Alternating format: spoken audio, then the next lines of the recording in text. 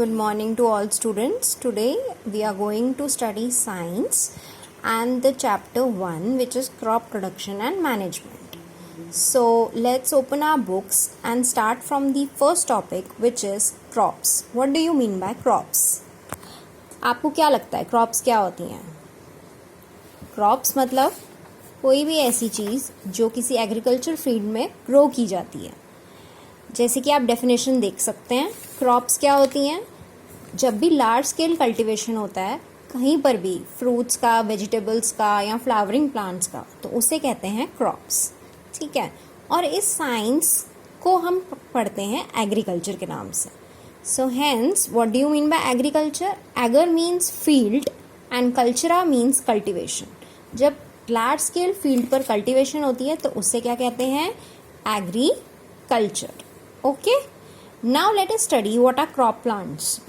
Crop plants क्या क्या होते हैं? Crop plants मतलब वो plants जो एक ही लैंड पे ग्रो किए जाते हैं. Is it clear? Crop plants मतलब वो plants जो एक ही लैंड पे लार्ज एरिया पे एक साथ ग्रो किए जाते हैं. जैसे राइस एक क्रॉप है. दाल एक क्रॉप है. दाल किसी भी टाइप की हो सकती है, लाइक किडनी बीन्स, राजमा. ठीक है. Now let's move on to the next topic, which is types of crops. The first types of crop is grain crops. Grain crops का क्या मतलब होता है? Grain crops का मतलब होता है जो crops खाई जाती हैं या कंज्यूम की जाती हैं. जैसे कि आप एग्जाम्पल्स यहाँ देख सकते हैं: rice, wheat, maize, barley and ragi. You need to underline all these examples. These are very important and will help you to understand the grain crops. The next crop is the plantation crops.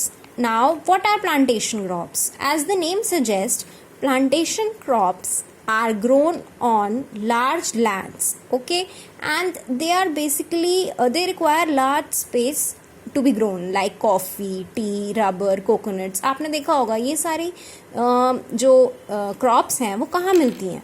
वो मिलती हैं ज़्यादातर south areas में मिलती हैं. India के southern part में coconut grow किया जाता है. कॉफ़ी की प्लांटेशंस होती हैं. टी प्लांटेशंस हमें असम, ईस्टर्न साइड पे मिलती हैं. Okay.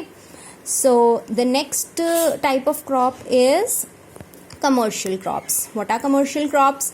Commercial crops are the crops, as the name suggests, which are used for commercial purposes. Commercial मतलब जिन्हें बेचा जाता है, like for sale, and they can be sold in a raw form or in a processed form.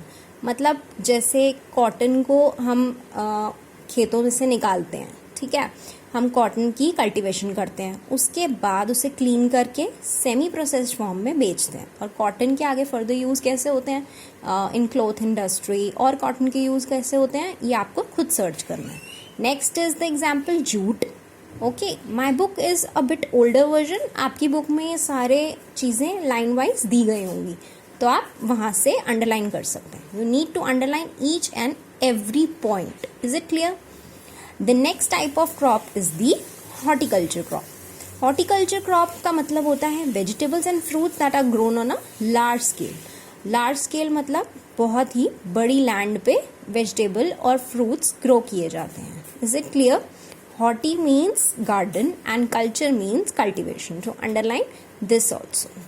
Is it clear? All the 4 types of crops, which are cereal crops, plantation crops, and the third one is the commercial crops and the horticulture crop. Now I am going to write it down. The first crop is the cereal crop or the grain crop. The next one is the plantation crop. The next is which type of crop? Commercial crop. Yes, you are right. And the last one is horticulture. Now you need to memorize the examples and the definition. Okay. So now we have come to know all the things about what is agriculture, what is agriculture. Next, crops, next types of crops. And the next thing we are going to study are the crop seasons, which you know and you have studied, which is first is the Rabi season and the next is the Kharif season. Now what is Rabi season and what is Kharif season? Let's move on to the book. Rabi crops are basically the crops that are grown in the season from October, November to March, April.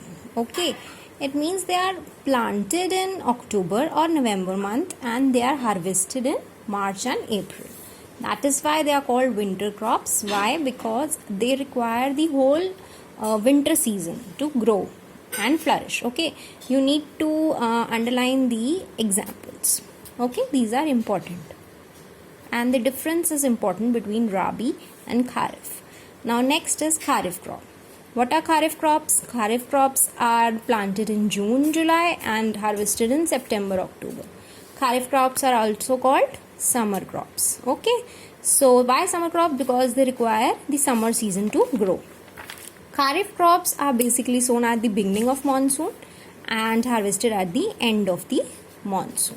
Okay, and the examples, these are very important, which is paddy, maize, groundnut आपको पता है मूंगफली होती है, cotton, pulses means दालें, ज्वार, बाजरा, all these are what? These are Kharif crops. Now we know what are Rabi, what are Kharif and the difference between the two. Is it clear? Now you have studied everything about agriculture and types of crops. What is a crop? Kharif and Rabi.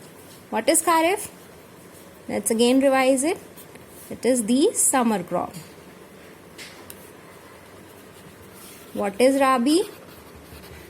It is the winter crop. Okay. Kharif crop के examples क्या हो गए? Maize, pulses. Okay. And आपके Rabi के examples क्या हो गए? Wheat, potato. Okay. Summer crop क्यों? क्योंकि समर सीजन्स में ग्रो होती है. विंटर क्रॉप क्यों? क्योंकि विंटर सीजन में ग्रो होती है. Okay, now the next topic which we are going to study is agricultural practices. Basic practices of agriculture. Now what are the basic practices of agriculture? What are agriculture practices? Agriculture practices are nothing but a procedure. Basically agriculture practices क्या होते हैं?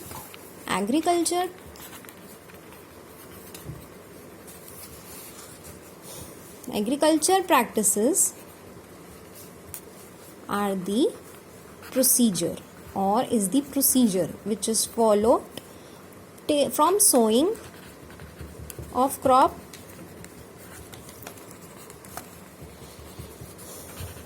to harvest of crop. Okay, basically पूरा procedure होता है जो कि follow किया जाता है सोइंग से लेकर हार्वेस्टिंग तक. ठीक है, जब तक जो आपका अनाज है वो तैयार होके आपके घरों तक नहीं पहुंच जाता, ये पूरा प्रोसेस आपका कहलाता है एग्रीकल्चरल प्रैक्टिसेस. ओके, तो एग्रीकल्चरल प्रैक्टिसेस के अंदर क्या आना चाहिए? आपको क्या लगता है सबसे पहला स्टेप क्या होना चाहिए? सबसे पहला स्टेप क्या होना चाहिए? हमें एक लैंड चाहिए. ठीक है, why? Because obviously for the growth of crop land is required. Okay, for the growth of crop land is required. Second, हमें क्या चाहिए? हमें सॉइल चाहिए. ठीक है. थर्ड, हमें चाहिए क्रॉप्स चाहिए या फिर क्रॉप्स नॉट क्रॉप्स, हमें सीड्स चाहिए. ठीक है, और सीड्स हेल्दी होने चाहिए. ओके, अगर सीड्स खराब होंगे तो क्या होगा? हमारी क्रॉप या हमारी फसल अच्छी निकल के नहीं आएगी. ओके. फोर्थ, हमें क्या चाहिए? आपको क्या लगता है हमें क्या चाहिए होगा? Let's see the book.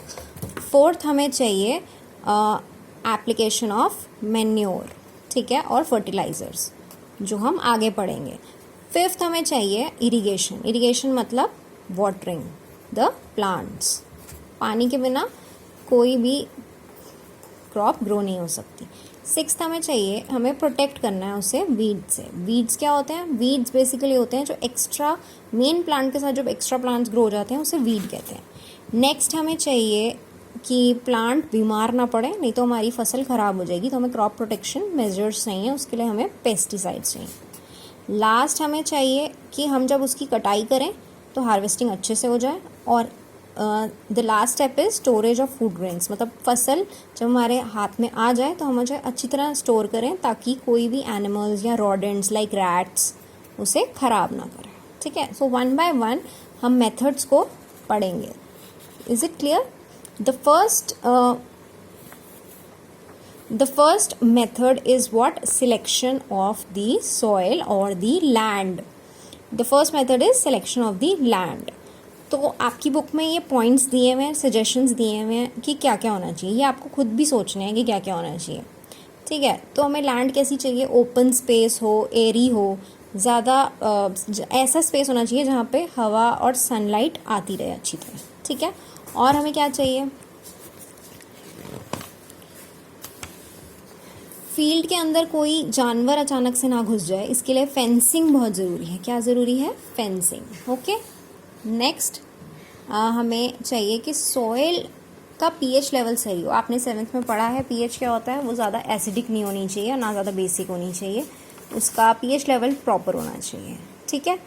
Next topic is preparation of soil. Next topic is preparation of soil. तो फर्स्ट टॉपिक हो गया सिलेक्शन ऑफ लैंड और सॉइल। सिलेक्शन ऑफ लैंड और soil. Next topic is preparation of soil.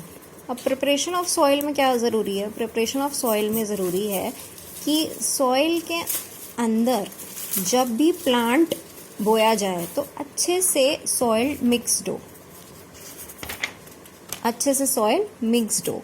Mixed हो मतलब सारे nutrients उसके अंदर हों और सॉइल एरी होनी चाहिए और पोरस भी होनी चाहिए। पोरस मतलब छेद होने चाहिए उसमें, ताकि ऑक्सीजन और कार्बन डाइऑक्साइड अच्छी तरह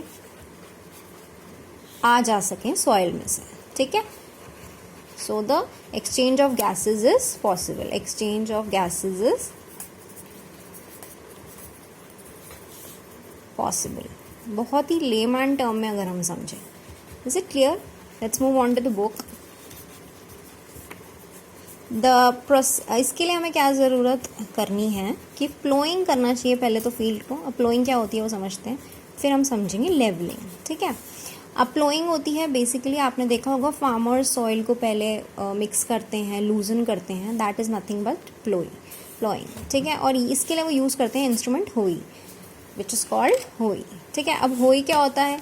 होई एक प्रकार का इंस्ट्रूमेंट होता है जो कि यूज़ किया जाता है फार्मर्स के द्वारा, जो कि वो क्या करते हैं, यूज़ करते हैं सॉइल को प्लो करने के लिए। बेसिकली एक तरह का इंस्ट्रूमेंट होता है,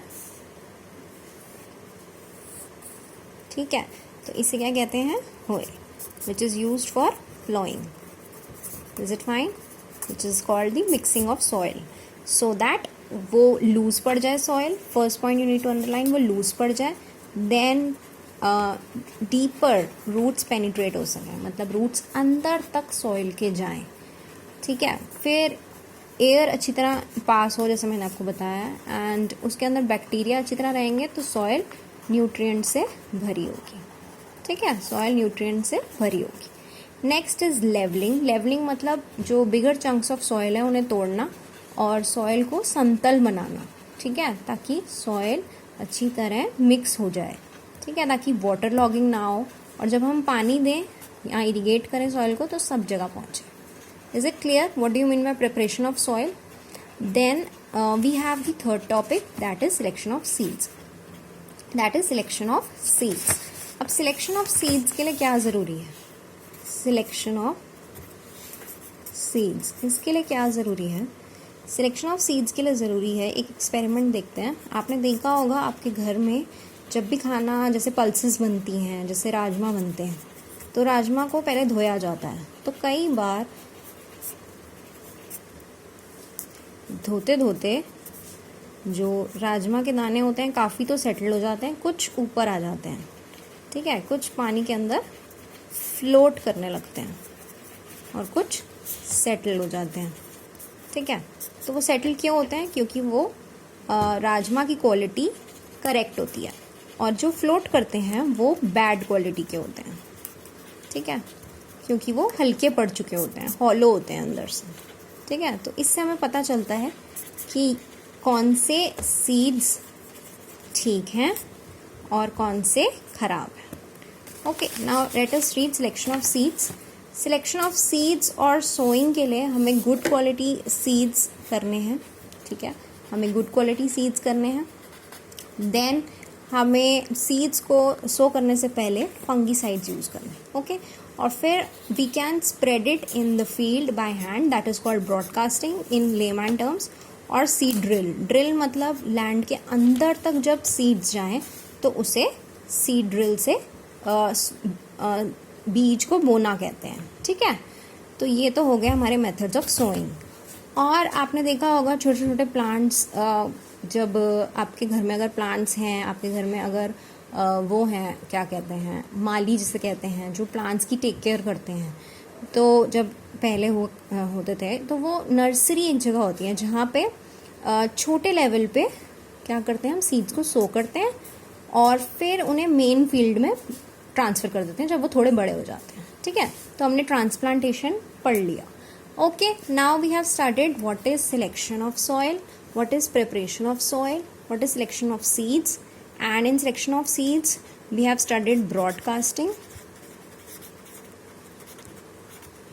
we have studied seed drills and transplantation. Okay, I hope you will revise and listen to the lecture whole, and in the end you will do this assignment and try this in your assignment copy. Okay, then it is this for today only. I'll wind up and continue in the next class. Thank you so much.